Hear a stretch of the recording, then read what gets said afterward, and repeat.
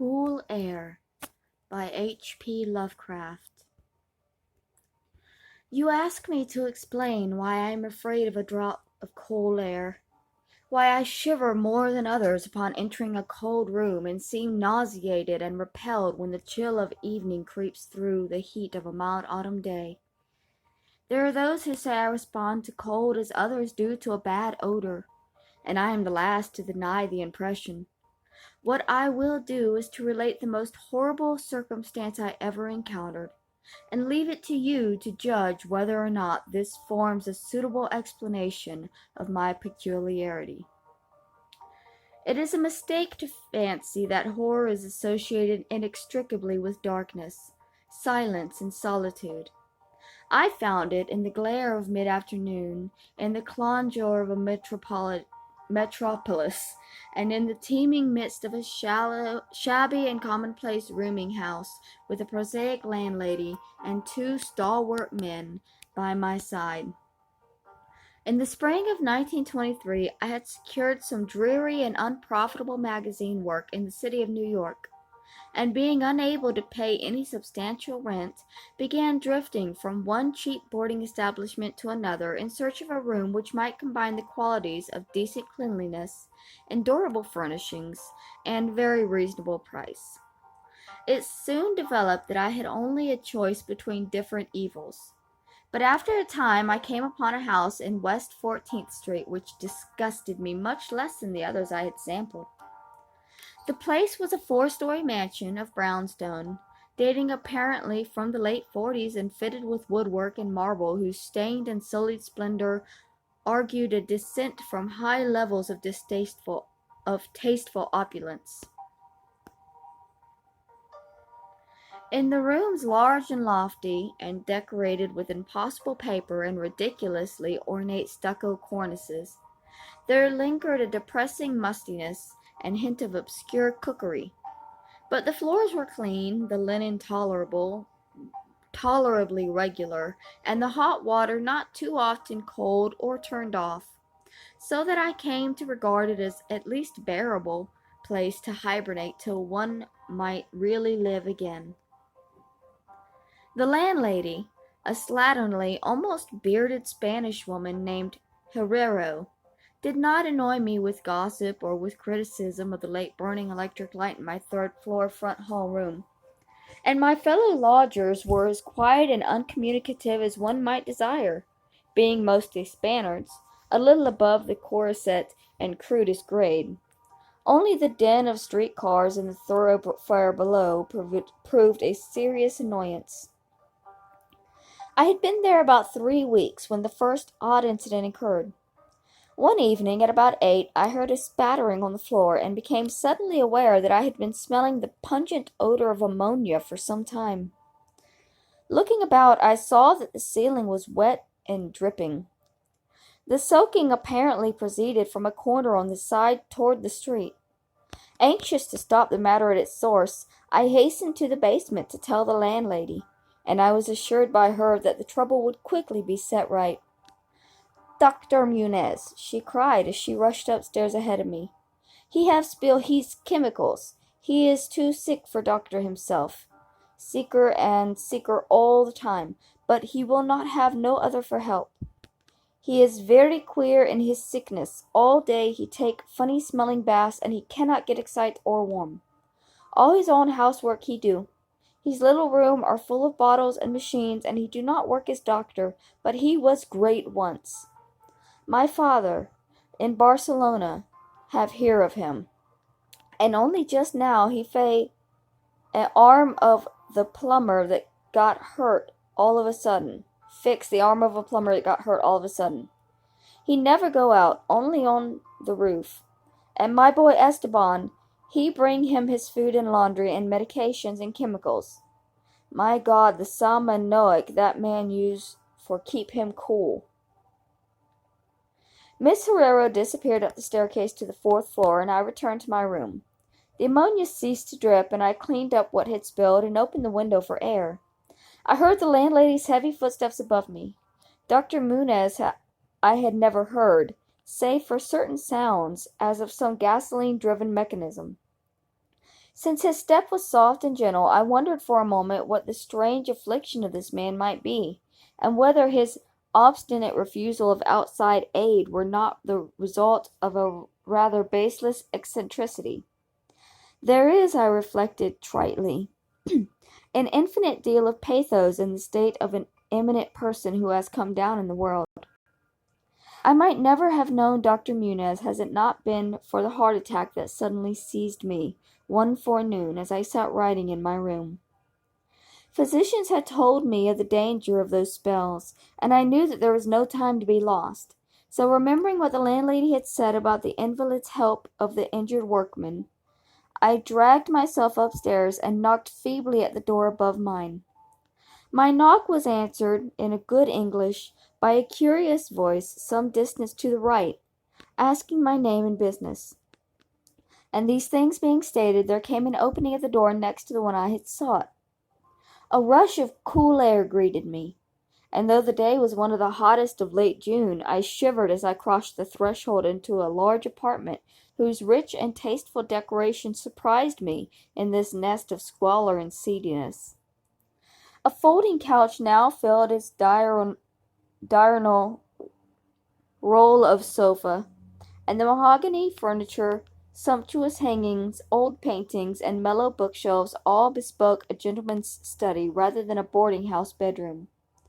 I now saw that the hall room above mine, the little room of bottles and machines which Miss Herrero had mentioned, was merely the laboratory of the doctor, and that his main living quarters lay in the spacious adjoining room, whose convenient alcoves and large contiguous bathroom permitted him to hide all dressers and obtrusive utilitarian devices. Dr. Muniz most certainly was a man of birth, cultivation, and discrimination. The figure before me was short but exquisitely proportioned, and clad in somewhat formal dress of perfect cut and fit. A high-bred face of masterful, though not arrogant, expression was adorned by a short iron-gray full beard, and an old-fashioned pince-nez shielded the full, dark eyes, and surmounted at the aquiline nose which gave a Moorish touch to a physiognomy otherwise dominantly Celtiberian. Thick, well-trimmed hair that argued the punctual calls of a barber was parted gracefully above a high forehead, and the whole picture was one of striking intelligence and superior blood and breeding. Nevertheless, as I saw Dr. Muniz in that blast of cool air, I felt a repugnance which nothing in this aspect could justify. Only his lividly inclined complexion and coldness of touch could have afforded a physical basis for this feeling. And even these things should have been excusable considering the man's known invalidism. It might, too, have been the singular cold that alienated me, for such chilliness was abnormal on so hot a day, and the abnormal always excites aversion, distrust, and fear. But repugnance was soon forgotten in admiration, for the strange physician's extreme skill at once became manifest, despite the ice-coldness and shakiness of his bloodless-looking hands. He clearly understood my needs at a glance, and ministered to them with a master's deftness, the while reassuring me in a finely modulated, though oddly hollow and timbreless voice, that he was the bitterest of sworn enemies to death, and had sunk his fortune and lost all his friends in a lifetime of bizarre experiments devoted to its bafflement and extirpation. Something of the benevolent fanatic seemed to reside in him, and he rambled on almost garrulously as he sounded my chest and mixed a suitable draught of drugs fetched from the smaller laboratory room. Evidently he found the society of a well-born man a rare novelty in this dingy environment, and was moved to an unaccustomed speech as memories of better days surged over him. His voice, if queer, was at least soothing, and I could not even perceive that he breathed as the fluent sentences rolled urbanely out. He sought to distract my mind from my own seizure by speaking of his theories and experiments, and I remember his tactfully consoling me about my weak heart by insisting that will and consciousness are stronger than organic life itself, so that if a body frame can be originally healthy and carefully preserved, it may, through a scientific enhancement of these qualities, retain a kind of nervous animation, despite the most serious impairments, defects, or even absences in the battery of specific organs. He might, he half jestingly said, some day teach me to live, or at least to possess some kind of conscious existence, without any heart at all. For his part, he was afflicted with a complication of maladies requiring a very exact regimen which included constant cold. Any marked rise in temperature might, if prolonged, affect him fatally, and the frigidity of his habitation, some 55 or 56 degrees Fahrenheit, was maintained by an absorption system of ammonia cooling the gasoline engine of whose pumps I had often heard in my own room below. Relieved of my seizure in a marvelously short while, I left the shivery place a disciple and devotee of the gifted recluse. After that I paid him frequent overcoated calls, listening while he told of secret researches and almost ghastly results, and trembling a bit when I examined the unconventional and astonishingly ancient volumes on his shelves. I was eventually, I may add, almost cured of my disease for all time by his skilful ministrations. It seems that he did not scorn the incantations of the medievalist, since he believed those cryptic formulae to contain rare psychological stimuli which might conceivably have singular effects on the substance of a nervous system from which organic pulsations had fled. I was touched by his account of the aged Dr. Torres of Valencia, who had shared his earlier experiments with him through the great illness of 18 years before, whence his present disorders proceeded. No sooner had the venerable practitioner saved his colleague than he himself succumbed to the grim enemy he had fought. Perhaps the strain had been too great, for Dr. Muniz made it whisperingly clear, though not in detail, that the methods of healing had been most extraordinary, involving scenes and processes not welcomed by elderly and conservative gallants. As the weeks passed, I observed with regret that my new friend was indeed slowly but unmistakably losing ground physically. As Miss Herrera had suggested, the livid aspect of his countenance was intensified. His voice became more hollow and indistinct, his muscular motions were less perfectly coordinated, and his mind and will displayed less resilience and initiative. Of this sad change he seemed by no means unaware, and little by little his expression and conversation both took on a gruesome irony, which restored in me something of the subtle repulsion I had originally felt. He developed strange caprices, acquiring a fondness for exotic spices and Egyptian incense, till his room smelled like the vault of a sepulchred pharaoh in the Valley of Kings. At the same time, his demand for cold air increased, and with my aid he amplified the ammonia piping of his room and modified the pumps and feed of his refrigerating machine till he could keep the temperature as low as 34 or 40, and even finally 28 degrees Fahrenheit. The bathroom and laboratory, of course, being less chilled in order that water might not freeze, and that chemical processes might not be impeded. The tenant adjoining him complained of the icy air from around the connecting door, so I helped him fit heavy hangings to obviate the difficulty. A kind of growing horror of outer and morbid cast seemed to possess him. He talked of death incessantly, but laughed hollowly when such things as burial or funeral arrangements were gently suggested. All in all, he became a disconcerting and even gruesome companion. Yet in my gratitude for his healing, I could not well abandon him to the strangers around him, and was careful to dust his room and tend to his needs each day. muffled in a heavy ulster which I brought especially for the purpose. I likewise did much of his shopping and gasped in bafflement at some of the chemicals he ordered from druggists and laboratory supply houses. An increasing and unexplained atmosphere of panic seemed to rise around his apartment. The whole house, as I have said, had a musty odor, but the smell in his room was worse, and in spite of all the spices and incense and the pungent chemicals of the now incessant baths which he insisted on taking unaided, I perceived that it must be connected with his ailment, and shuddered when I reflected on what that ailment might be.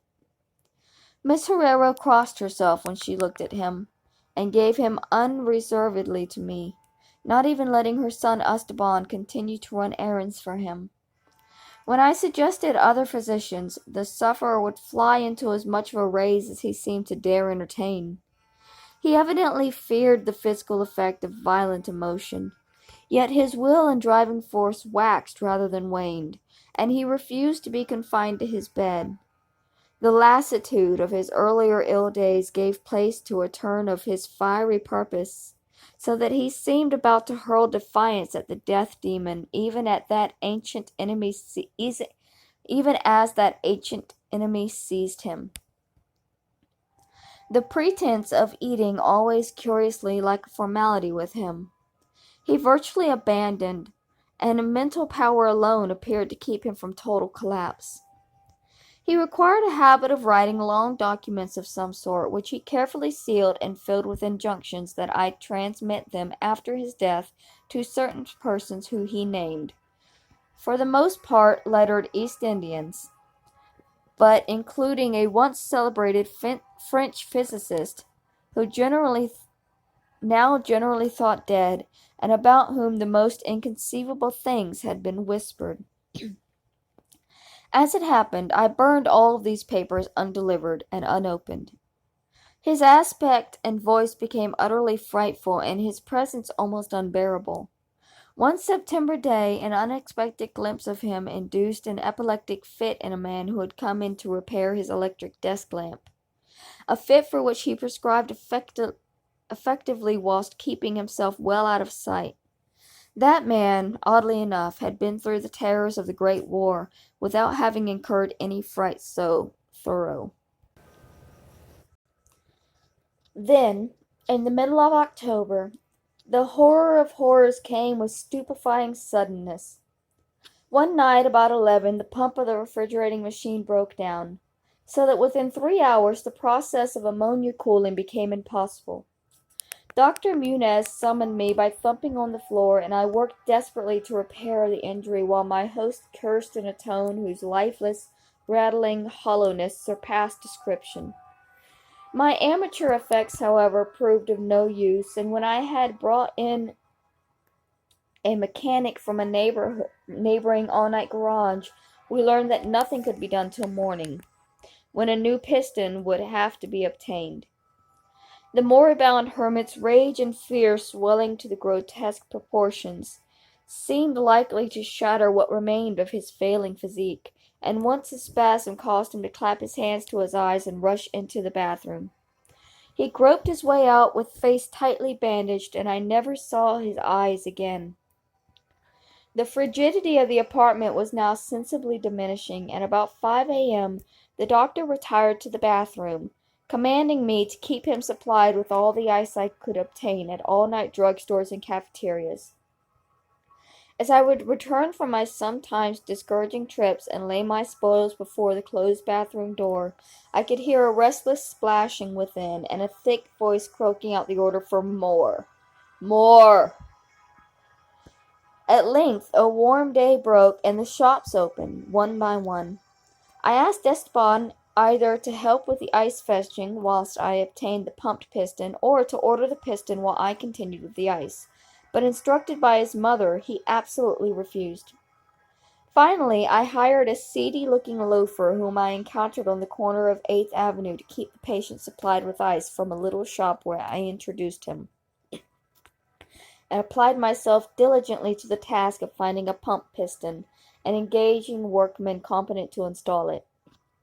The task seemed interminable, and I raged almost as violently as the hermit when I saw the hours slipping by in a breathless, foodless round of vain telephoning and a hectic quest from place to place, hither and thither, by subway and surface car.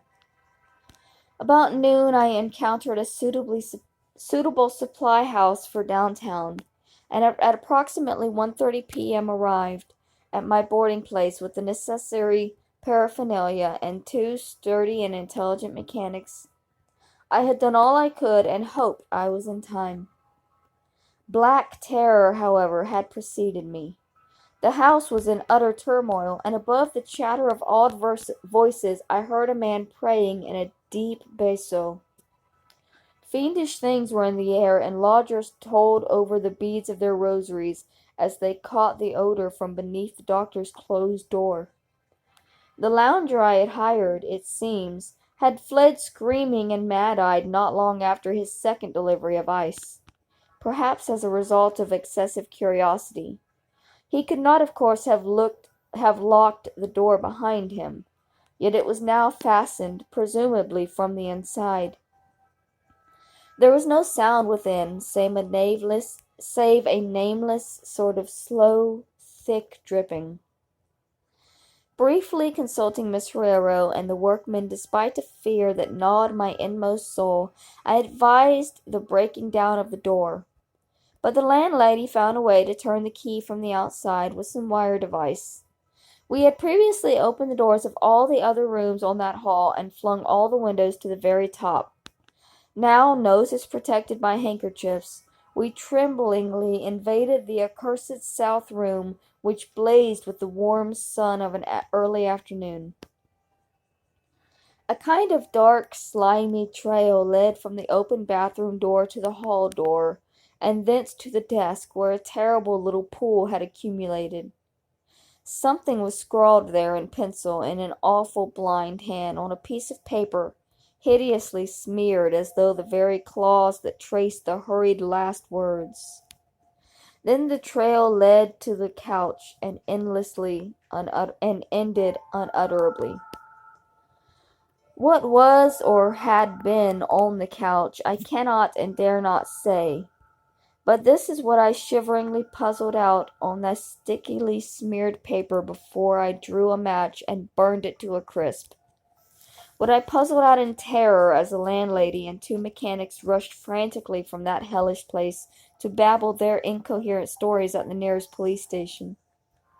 The nauseous words seemed well nigh incredible in that yellow sunlight, with the clatter of cars and motor trucks ascending clamorously from crowded 14th Street.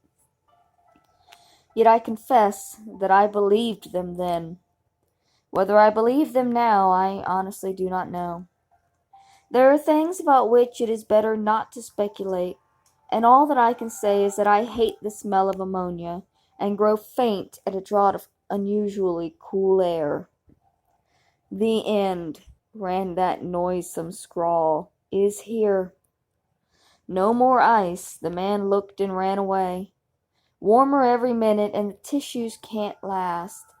I fancy you know what I said about the will and the nerves and the preserved body after the organs ceased to work. It was a good theory, but couldn't keep up indefinitely. There was a gradual deterioration I had not foreseen. Dr. Torres knew, but the shock killed him. He couldn't stand what he had to do. He had to get me in a strange, dark place when he minded my letter and nursed me back. And the organs never would work again. It had to be done my way. Artificial preservation. For you see, I died that time, 18 years ago.